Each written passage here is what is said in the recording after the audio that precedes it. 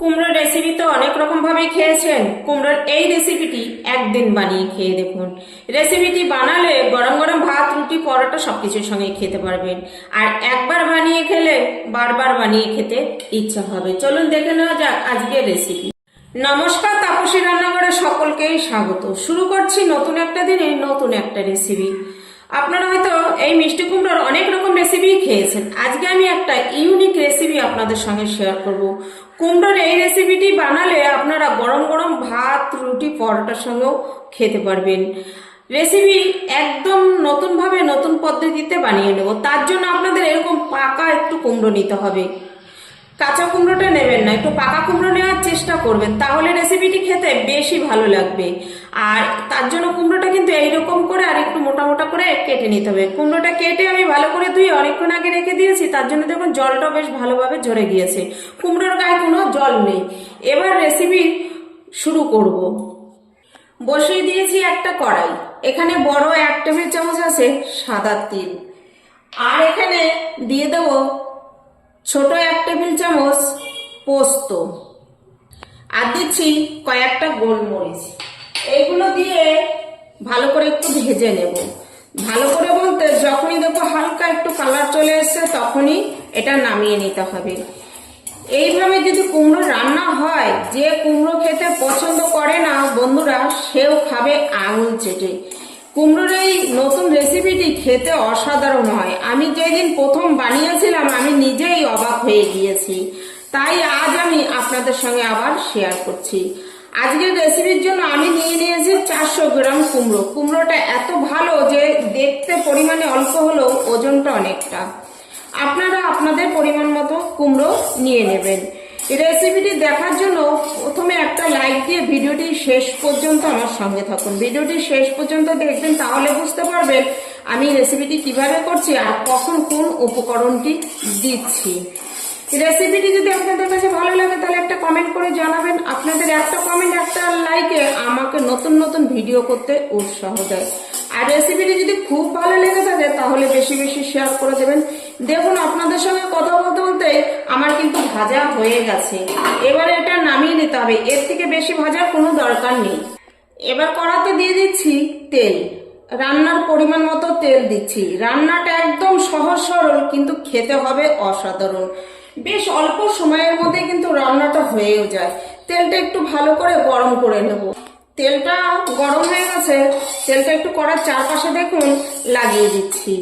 এবার এর মধ্যে দিয়ে দিচ্ছি আমি একটু কালো জিরে ফোড়নে, দিয়ে কুমড়োগুলো সব দিয়ে দিচ্ছি। কুমড়োগুলো একটু ভেজে নিতে হবে, তাহলে যে কুমড়োর একটা কাঁচা গন্ধ থাকে সেটাও চলে যাবে, আর খেতেও কিন্তু বেশ ভালো হবে। তবে খুব বেশি সময় ভাজবো না, হালকা একটু কালার ধরে আসা পর্যন্ত আঁচ মাঝারি একটু লোতে রেখে ভেজে নেব। কুমড়োটা যেন ভাজার সময় খুব বেশি নরম না হয়ে যায়, সেই দিকে খেয়াল রাখতে হবে।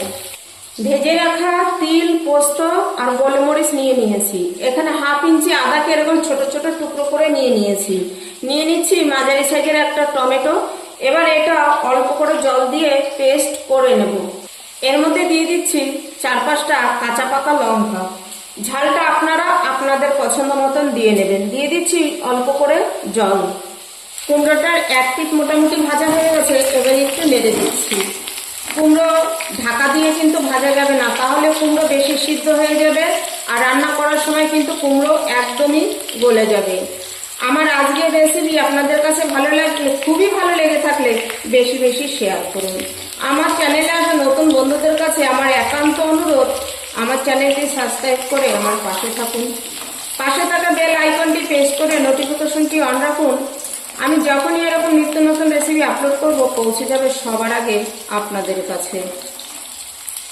কুমড়ো দেখুন ভাজা হয়ে গেছে, এবার আমি কুমড়োগুলো নামিয়ে নেব। এই দেখুন কুমড়োগুলো সব নামিয়ে নিয়েছি। এখানে আর তেলের দরকার নেই, এই তেলেই রান্না হয়ে যাবে। মশলাটা দেখুন দিয়ে দিয়েছি। এবার দিয়ে দিচ্ছি পরিমাণ মতো হলুদ, দিচ্ছি সুন্দর একটা কালার আসার জন্য একটু কাশ্মীরি লঙ্কার গুঁড়ো, রান্নার পরিমাণ মতো দিচ্ছি নুন। এবার মশলাটা একটু কিন্তু কষে নিতে হবে, যেহেতু এখানে আদা আর কাঁচা লঙ্কাটা কাঁচা আছে, ওই দুটোর কাঁচা গন্ধটা চলে যাওয়া পর্যন্ত। বাকি তো তিল, পোস্ত, গোলমরিচটা ধরুন ভাজাই আছে। আমি এখানে ঠিক 500ই হোক, কি 500 পরিমাণ কুমড়োর জন্য মশলা পরিমাণটা এরকম নিয়েছি। আপনাদের কুমড়োর পরিমাণ যদি বেশি হয় তাহলে তিল পোস্তটা একটু পরিমাণ বাড়িয়ে নেবেন। আর এইভাবে যদি কুমড়ো রেসিপি না খেয়ে থাকেন বন্ধুরা, একদিন করে খেয়ে দেখবেন। এটা রুটি পরোটা ভাত সবকিছুর সঙ্গেই খাওয়া যায় আর খেতে দুর্দান্ত হয়। মানে আপনাদের আমি মুখে বলে বুঝাতে পারবো না। হয়তো অনেক রকম ভাবে কুমড়ো রেসিপি করে খেয়েছেন, একদিন এইভাবে করে খেয়ে আপনাদের কাছে কিরকম লাগলো আমাকে জানাবেন। এবার আঁচ মাঝে একটু লোতে রেখে একটু ভালো করে কষে নেব তেলটা ছেড়ে আসা পর্যন্ত। এই দেখুন মশলা ভালো করে কষা হয়ে গেছে, মশলা থেকে তেল ছেড়ে দিয়েছে, কারণ এই মশলাটা কষার জন্য খুব বেশি সময়ের দরকার নেই, 2 থেকে 3 মিনিট কষে নিলেই হয়ে যাবে। এবার এখানে দিয়ে দিয়েছি ভেজে রাখা কুমড়ো। ভেজে রাখা কুমড়োর সঙ্গে মশলাটা দিয়ে আরো 1-1.5 মিনিট একটু নেড়ে চেড়ে কষে নেব। দিয়ে দিচ্ছি এখানে 1/2 চামচের মতো, মানে 4 চামচের 1/2 চামচ চিনি। যেহেতু কুমড়ো রেসিপি এতে একটু চিনি দিতেই হয়, আর যে কোনো রেসিপিতে একটু চিনি দিলে খেতে বেশ ভালোই লাগে, স্বাদের ব্যালেন্সটা ভালো আসে। আর কুমড়ো রেসিপিতে কিন্তু একটু চিনি দিতেই হবে, না দিলে কিন্তু খেতে খুব একটা ভালো লাগবে না, পানসা পানসা লাগবে। দেখুন চিনিটা দিয়েও ভালো করে মিশিয়ে নিয়েছি। মশলার সঙ্গে কুমড়ো মোটামুটি 1.5 মিনিটের মতো ভালো করে কষে নিয়েছি। এবার দিয়ে দেবো এখানে পরিমাণ মতো জল। তবে এই রান্নায় কিন্তু খুব বেশি জল দেওয়া যাবে না, রান্নাটা একদমই মাখো মাখো হবে, না হলে কিন্তু খেতে ভালো লাগবে না। এই দেখুন ঠিক এই যে এরকম পরিমাণ জল দিয়েছি। এবার এই রান্নাটা করতে হবে ঢাকা দিয়ে। ঢাকা চাপা দিয়ে আঁচ মাঝারি রেখে 3-4 মিনিট রান্না করে নেব। 3 মিনিট পর ঢাকাটা আমি একবার দেখুন সরিয়ে নিচ্ছি। তবে মাঝে একবার ঢাকা সরিয়ে কিন্তু নেড়ে দিয়েছি, না হলে তো নিচে ধরে যাবে। গ্রেভিটা যেহেতু ঘন হয়ে গেছে, এই দেখুন। এবার একবার দেখে নেব কুমড়োগুলো কিরকম সিদ্ধ হয়েছে, তবে আরেকটু সিদ্ধ হবে। আরো প্রায় 1-1.5 মিনিটের মতো রান্না করতে হবে, কুমড়োটা এখন আরেকটু সিদ্ধ হবে। এই পর্যায়ে দিয়ে দিচ্ছি 2টো চিড়ে রাখা কাঁচা লঙ্কা। এই যে কাঁচা লঙ্কার যে ফ্লেভারটা, এটা কিন্তু বেশ ভালো লাগবে।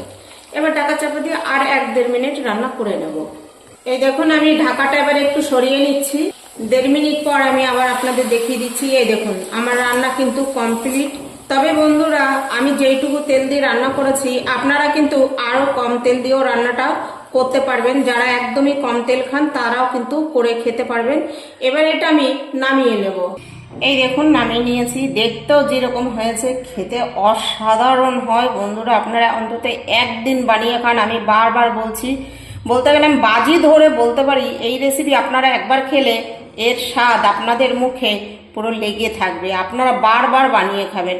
আমার আজকের রেসিপি আপনাদের কাছে কিরকম লেগেছে লাইক কমেন্ট করে জানাবেন। রেসিপিটি খুব ভালো লেগে থাকলে বেশি বেশি শেয়ার করবেন, চ্যানেলটি সাবস্ক্রাইব করে আমার পাশে থাকবেন। কুমড়ো এত সুন্দর সিদ্ধ হয়েছে কিন্তু এক টুকরো কুমড়ো ভেঙে যায়নি। আজ ভিডিওটি এখানেই শেষ করছি, ফিরে আসবো নতুন একটা দিনে নতুন একটা রেসিপি নিয়ে।